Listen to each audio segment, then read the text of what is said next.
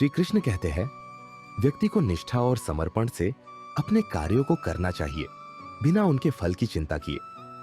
गीता का संदेश है कि जीवन में संघर्ष और चुनौतियां तो आती हैं, लेकिन आत्मविश्वास और ईश्वर पर विश्वास रखने से उन्हें पार किया जा सकता है।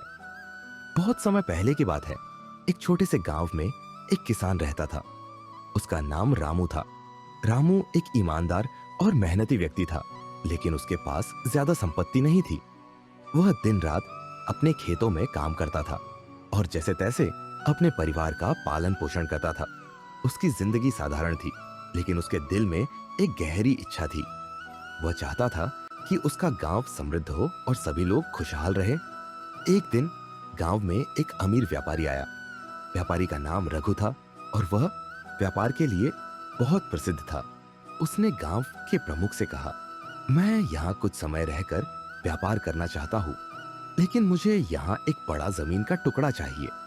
गांव के प्रमुख ने रघु से कहा, यह जमीन गांव के लोगों की है, लेकिन अगर आप हमें अच्छा प्रस्ताव देंगे तो हम इसे बेचने पर विचार कर सकते हैं।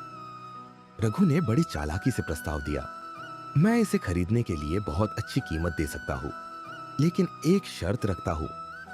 यदि कोई व्यक्ति इस जमीन का मालिक बनने के योग्य साबित हो सकता है तो मैं उसे यह जमीन दे दूंगा।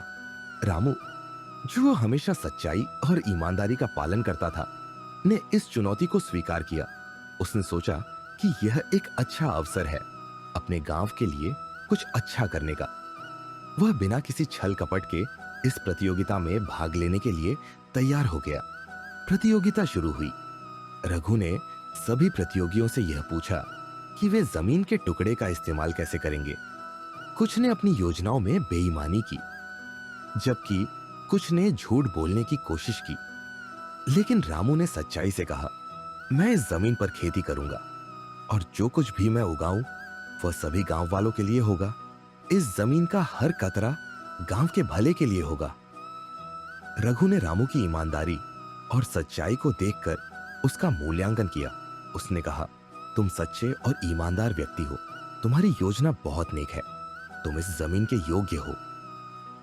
रामू ने कभी नहीं सोचा था कि वह यह जमीन जीत जाएगा, लेकिन उसकी ईमानदारी ने उसे वह सम्मान और संपत्ति दिलाई जिसकी उसे आवश्यकता नहीं थी, बल्कि जो उसने सही रास्ते से अर्जित की थी। उसने अपनी जिंदगी में यह सीखा कि सच्चाई हमेशा जीतती है, चाहे परिस्थितियां जैसे भी हो।